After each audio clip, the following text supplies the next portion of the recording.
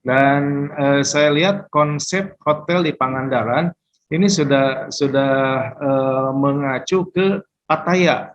Kalau kita lihat Pattaya, itu rata-rata kamarnya gede-gede dan bisa occupy untuk quadro, untuk 4 orang sekamar. Nah, ini beberapa hotel nih saya lihat konsepnya sudah dibangun seperti itu, dan ini bagus sekali ya. Jadi hotelnya bagus, kamarnya gede dan ekonomis karena bisa sekamar berempat.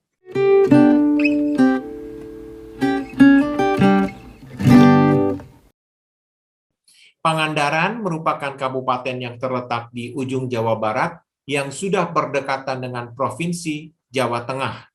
Kabupaten ini memiliki daya tarik wisata yang sangat luar biasa.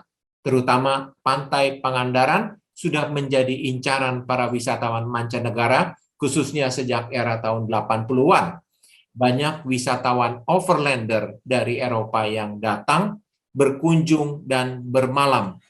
Pada episode kali ini, kami akan berbincang dengan Bapak Tonton Guntari, Sarjana Hukum, Kadis Parbud, Kabupaten Pangandaran, serta Bapak Dendi Andriana, populer dengan panggilan Kang Adeng, Ketua ATTAP di Association of Tour and Travel Agencies of Pangandaran.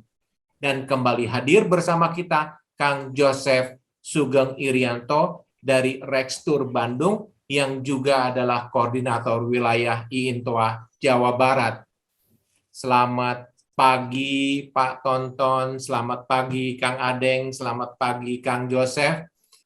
Pada kesempatan diskusi kita kali ini, saya ingin mengajak para pemirsa dan pendengar untuk mendapat penjelasan mengenai potensi pariwisata yang ada di Pangandaran. Pertama perlu saya sampaikan, Pangandaran itu memang kabupaten pariwisata. Visi misi Pak Bupati juga tentang wisata. Tentunya juga ini menjadi bagian penting untuk saya selaku Kepala Dinas Pariwisata mewujudkan visi misi yang sudah dicanangkan oleh Pak Bupati. Destinasi di Pangandaran itu sebetulnya banyak, 200-an lebih ya, 200-an lebih yang notabene barangkali sekarang potensialnya ini masih 236. Kemudian yang aktualnya ada kurang lebih 49. Kemungkinan kalau memang situasi sudah normal, pandemi sudah berakhir, ini kita bisa lebih fast running ya, lari cepat untuk sama-sama mengembangkan destinasi yang memang belum dikelola oleh Pemda. Karena ada beberapa destinasi yang sudah cukup terkenal, seperti halnya mungkin Citumang, kemudian Madasari, Santira, yang notabene barangkali bukan dikelola oleh pemerintah daerah. Jadi jumlahnya cukup banyak lah yang memang harus dikembangkan, dan tentu saja ini bukan hanya pantai Pak, kita masih punya gunung, Gurilap Mas, istilahnya deh.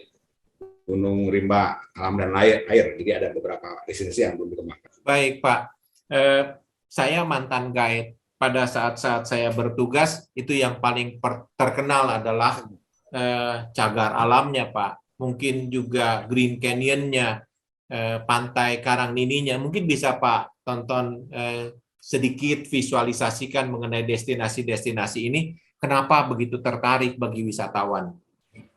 Baik, untuk destinasi yang tadi disebutkan, Yongki ya, cagar alam, itu kan ada di dalam kawasan Pantai Pangandaran.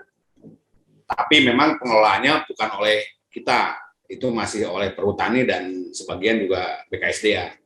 Nah, ini juga menjadi daya tarik tersendiri karena memang cagar alam ini kalau boleh dikatakan ini juga teman-teman yang mempublikasinya dari PPWP itu juga lumayan gencar. Sehingga ketika orang berpikir untuk ke Pangandaran juga ada tawaran-tawaran, ada hal-hal yang memang bisa dijual di cagar alam.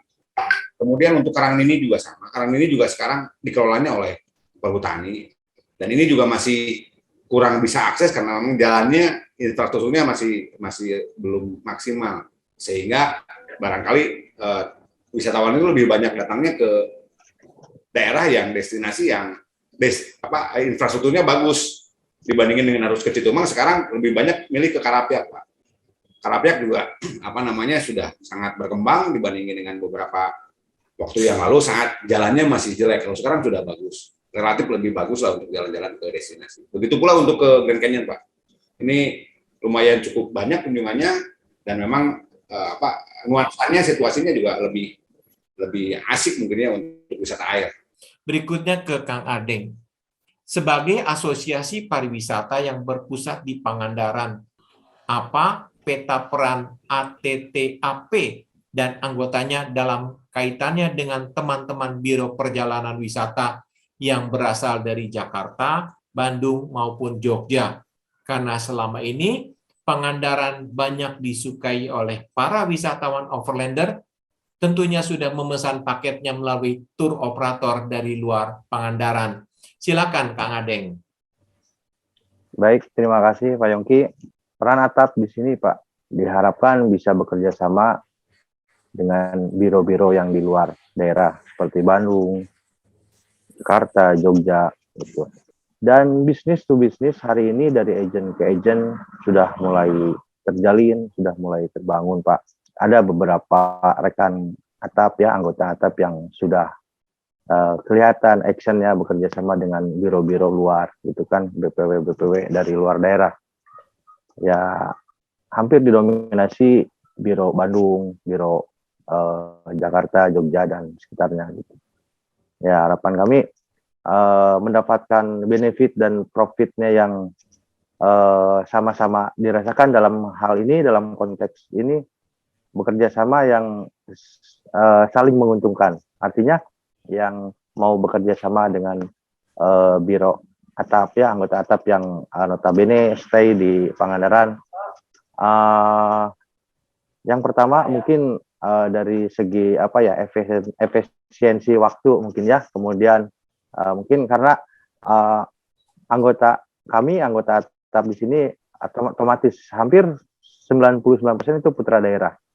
Artinya kami paham betul situasi kondisi di lapangan seperti ini, hal-hal kemungkinan yang bisa terjadi karena yang namanya wisata alam itu sifatnya apa ya Pak? Kondisional. Seperti salah satu contoh paket Cukang Taneuh ya Pak. Di Cukang Taneuh itu kan wisatanya wisata sungai. Kondisinya airnya bisa berubah atau bisa bisa berubah seketika. Artinya tadi hari ini bagus, jernih, besok belum tentu Pak. Artinya dengan kita menjalin bisnis di sini dengan biro-biro luar, artinya kita punya solusi untuk mengatasi hal itu. Ya, harapan kami bisnis to bisnis antara biro to biro ya, BPW ke BPW bisa terjalin lebih baik lagi dengan biro-biro luar. Ya, yang seperti diharapkan oleh teman-teman di anggota ATAP di sini, Pak.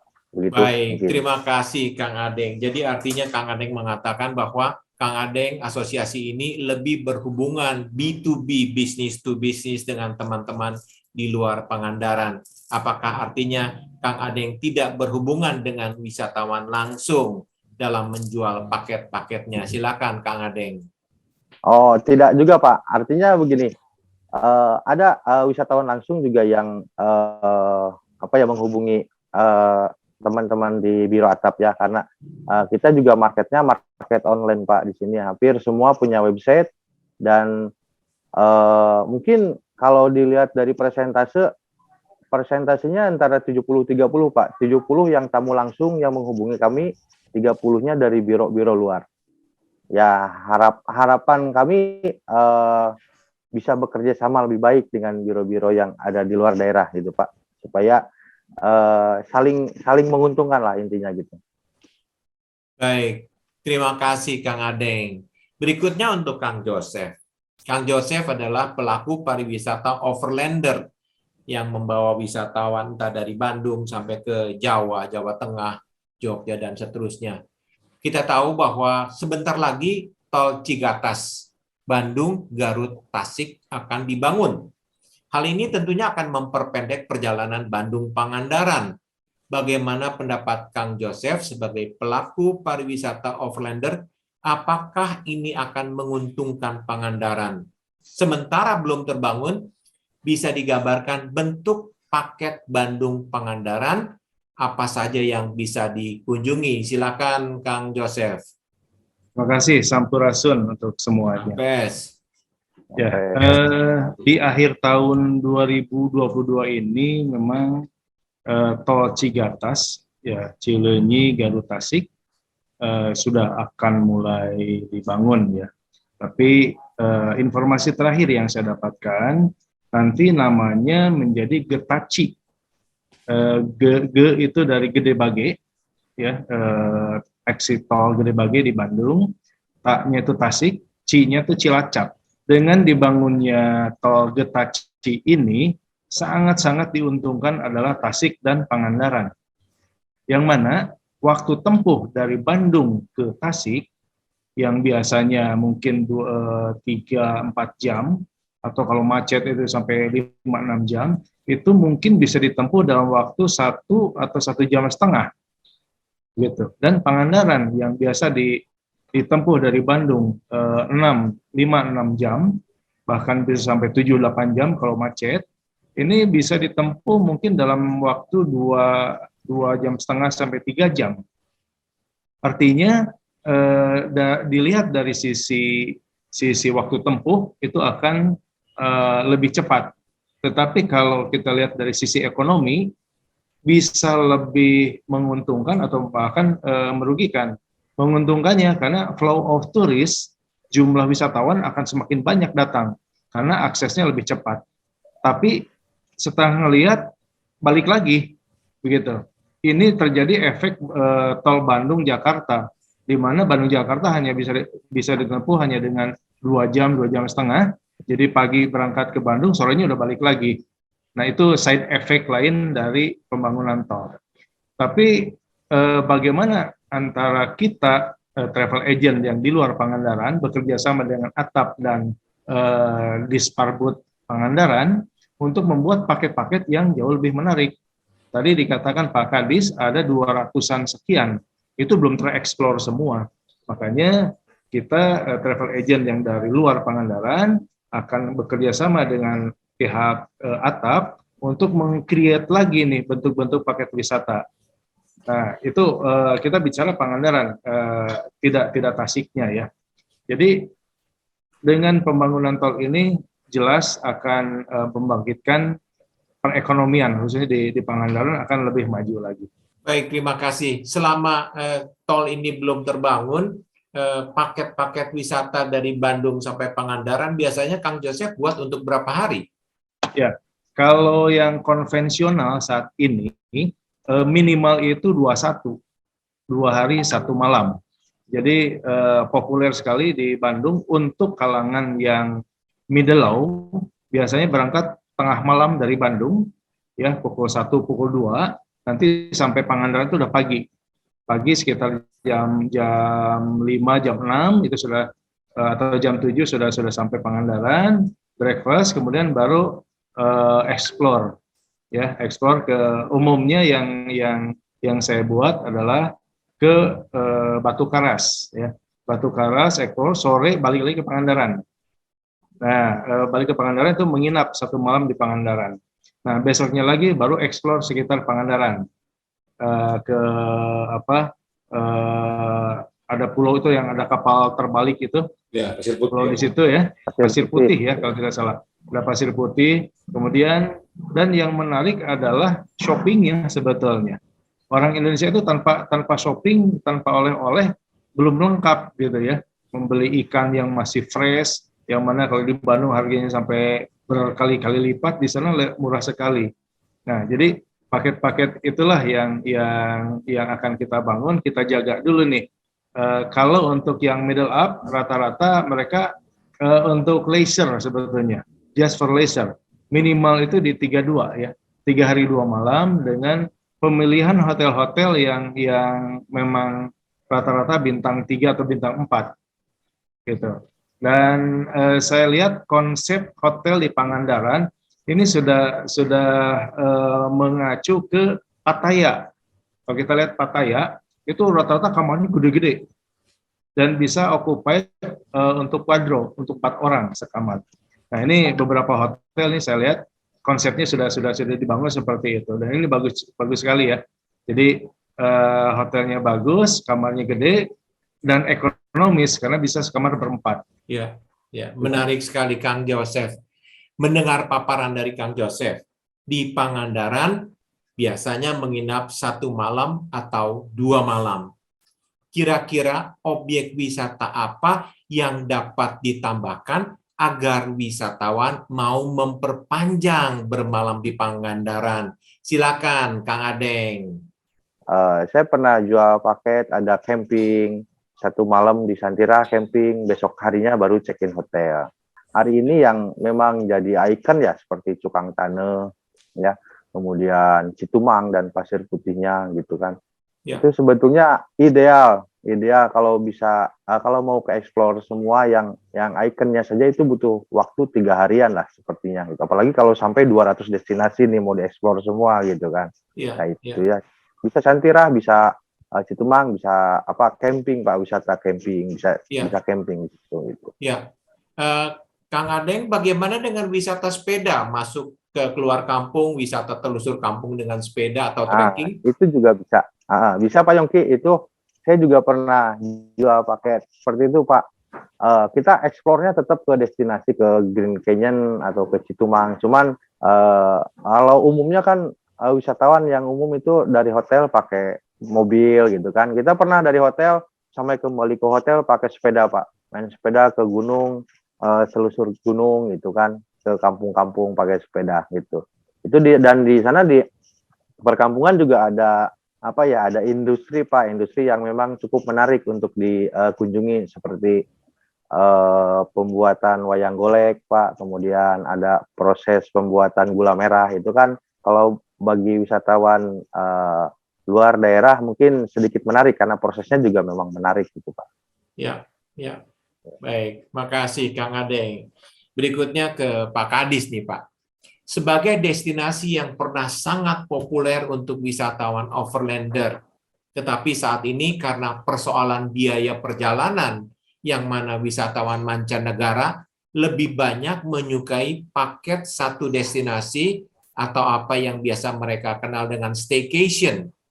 Apa yang menjadi kiat dan kebijakan pemerintah dan Dinas Pariwisata Kabupaten Pangandaran untuk menjadikan Pangandaran sebagai objek wisata unggulan di Jawa Barat bagi wisatawan mancanegara? Pangandaran itu sebetulnya diperkenalkan oleh wisatawan asing. Dari awalnya itu bule-bule yang datang ke Pangandaran. Ya, kemudian ditambah dengan lokalan lah, mungkin dari Ciamis, Tasik atau Banjar. Nah, pada saat ramainya bule itu yang dituju itu adalah Pangandaran. Tapi mereka mengeksplor lagi beberapa destinasi yang menurut mereka itu cukup bagus. Grand Canyon sendiri kan diperkenalkan oleh bule Pak, oleh orang asing. Dulu orang lokal nggak ada yang mau masuk ke Grand Canyon, nggak ada. Ya, kemudian dari situ juga ada Batu Karas ya. Nah kita sekarang sudah mulai berpikir kalau mulai nanti untuk meng-hire lagi wisatawan asing, kita sudah mulai coba untuk segmennya mana dulu nih. Kalau Batu Karas mungkin segmennya ke surfing ya, orang-orang yang suka surfing. Iya. Mungkin kita lebih bisa promonya ke wisatawan Australia misalnya, atau kalau ke bule mana yang suka surfing, nanti kita coba seperti itu. Bertahap lah. Kami juga sedang berpikir apabila nanti masa pandemi sudah selesai, kami bekerja sama dengan teman-teman di asosiasi travel, kemudian juga di pramu wisata, ya, kemudian juga di sisi yang lain barangkali stakeholder pariwisata. Tentunya kami ingin agar paling tidak wisatawan asing itu datang lagi seperti dulu ke Pangandaran. Baik, terima kasih Pak Tonton. Nah, berikutnya ke Kang Joseph nih, sebagai pelaku overlander 5 tahun terakhir, wisatawan overlander sudah makin berkurang nih, Kang Joseph. Kira-kira apa pandangan atau strategi Kang Joseph agar kunjungan wisatawan ke Pangandaran bisa ditingkatkan? Apakah akan dibuat juga paket staycation ke Pangandaran? Silakan Kang Joseph. Ya, terima kasih. Untuk overland khususnya yang mancanegara ya, memang kalau belok dulu ke Pangandaran, rasanya timing mereka akan lebih berkurang gitu ya, karena yang menjadi tujuan utama kunjungan sebenarnya bukan Pangandaran tetapi Jogja ya, atau kalaupun ke Tasik itu paling ke Kampung Naga. Agak. Ya. Nah, untuk overlander khususnya domestik ya, memang agak-agak susah juga ya untuk bersaing dengan paket-paket yang ada sekarang dengan staycation. Ini karena seasonal saja menurut saya. Karena tren ya. Tren sekarang staycation itu kan dikenal setelah adanya pandemi COVID-19. Sebelum COVID-19 tidak terlalu populer istilah staycation itu ya. Nah, staycation ini sebenarnya sudah dilakukan, banyak dilakukan, tetapi untuk tamu-tamu yang middle up. Ya, middle up itu tidak terlalu ingin explore. Dengan tingkat kejenuhan atau stressing yang tinggi di kota, mereka ingin rehat begitu ya, ingin rehat, ingin istirahat, ingin benar-benar menikmati liburan, no activities, hanya tinggal di hotel, ngelihat ombak, ngelihat laut, makan enak, seafood segala macam, itu yang dilakukan, tidak untuk explore. Nah, untuk strategi saya supaya paket overland ini tetap eksis, mungkin pemilihan segmen pasarnya, Pak. Jadi segmen pasarnya mana yang akan kita garap.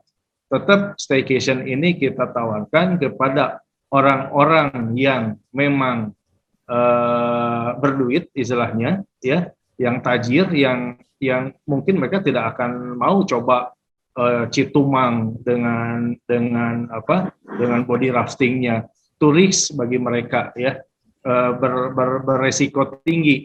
Mereka hanya ingin duduk santai melihat matahari terbenam gitu ya, makan bakar ikan di depan hotel mereka kalau memungkinkan, atau seperti tadi Kang Adeng katakan, ada camping gitu ya. Tapi campingnya juga bukan camping ala pramuka gitu ya, yang menurut mereka itu nyiksa diri gitu. Tapi campingnya itu adalah glamping, glamour camping gitu, yang mana fasilitas hotel berbintang dipindahkan ke tenda. Itu yang sasaran mereka. Ya. Jadi mungkin ya sebagai masukan sekalian untuk Pak Adis dan Pak Adeng ya, supaya glamping ini dipopulerkan, dibangun banyak-banyak di Pangandaran. Mungkin gitu, Pak ya. Ya, baik. Terima kasih Kang Joseph. Berikutnya ke Kang Adeng. Sebagai pelaku pariwisata yang berasal dari Pangandaran, apa yang perlu Kang Adeng ingin sampaikan kepada para pejabat pemangku kebijakan pariwisata, entah kepada Pemkab maupun Pemprov, bentuk kolaborasi apa yang diharapkan untuk memajukan pariwisata Pangandaran? Kebetulan saat ini kita berada satu frame dengan Pak Kadis. Silakan Kang Adeng. Yang kami butuhkan itu fasilitas sebetulnya. Akses, Pak. Ya, tadi Kang Yosep ya sudah bahas terkait masalah tol Cigatas ya, progres tol Cigatas yang mungkin berubah nama jadi apa tadi saya lupa. Nah, selain itu juga namanya Getaci. Getaci ya, Kang Yosep ya. Gede Bage, Tasik, Cilacap ya. Nah, otomatis kalau tol itu selesai dibangun, mungkin dampak positifnya tingkat kunjungan pasti meningkat ya.